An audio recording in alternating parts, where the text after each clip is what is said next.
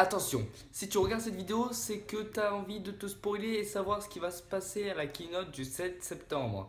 Sauf que le petit souci, c'est que si tu veux garder la surprise, je te conseille pas de regarder cette vidéo. Pars de la vidéo, ça sert à rien. Mais sinon, tu peux la regarder si tu as envie de savoir, n'hésite pas. Allez, bon visionnage. Je crois que je peux arrêter là. Ouais. Hello les viewers. Alors aujourd'hui, on va tout simplement faire une liste des nouveautés qui devraient arriver et qui devraient être annoncées à la keynote d'Apple du 7 septembre 2016 à 19 h. Donc tout d'abord, un iPhone. Comme chaque année, Apple nous a habitués maintenant à avoir un nouvel iPhone tous les ans. L'année dernière, c'était l'iPhone 6S. L'année d'avant, en 2014, c'était l'iPhone 6, etc. Donc maintenant, on est à l'iPhone 7. Et donc, il devrait avoir deux nouveaux smartphones, un iPhone 7 et un iPhone 7 Plus. Ok, donc ces iPhones devraient apporter pas mal de nouveautés, mais ce ne seront clairement pas des iPhones de rupture, comme l'a été l'iPhone 4, etc. Donc ce sera un petit iPhone, une sorte d'iPhone 6S encore amélioré. Ça ne sera pas vraiment un iPhone 7 parce que tout d'abord, la première rumeur qui est très persistante sur cette nouveauté de l'iPhone 7, c'est que l'iPhone 7 aurait quasiment le même design que l'iPhone 6 et 6S.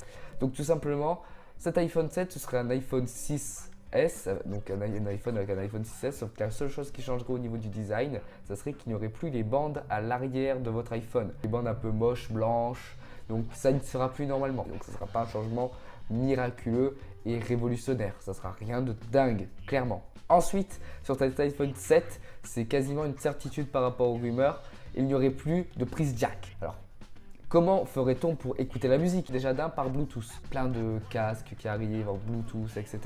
Maintenant, on pourrait écouter plus facilement de la musique en Bluetooth. Et la deuxième façon, il y aurait peut-être un adaptateur Lightning vers jack qui permette tout simplement d'écouter votre musique, d'écouter votre musique avec un casque, des écouteurs que vous avez déjà.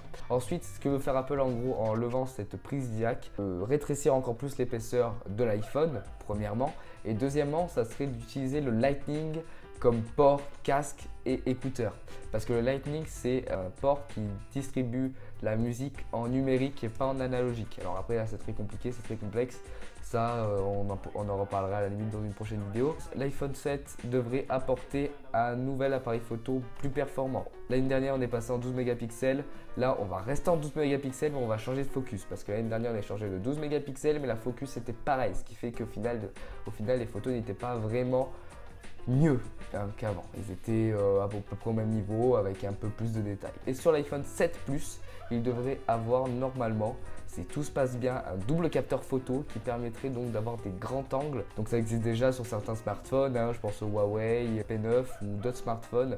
Il y en a plein qui ont déjà un double capteur photo. Dernière petite chose sur l'iPhone 7 qui est quasiment évidente, c'est qu'il y aura un nouveau processeur sur l'iPhone 7, le processeur A10. Chaque année, on a un nouveau processeur avec Apple sur les iPhones. On aura un nouveau processeur plus puissant. Et sur l'iPhone 7 Plus exclusivement, on aurait peut-être 3 Go de RAM au lieu de 2. Sinon, au niveau définition, on reste pareil. La même définition que ce soit sur l'iPhone 7 ou l'iPhone 7 Plus, ça ne changerait pas. Normalement, Apple devrait annoncer une seconde Apple Watch lors de cette keynote. La seconde Apple Watch devrait apporter pas mal de petites nouveautés, mais toujours pareil, pas de grosses nouveautés, de grosses features.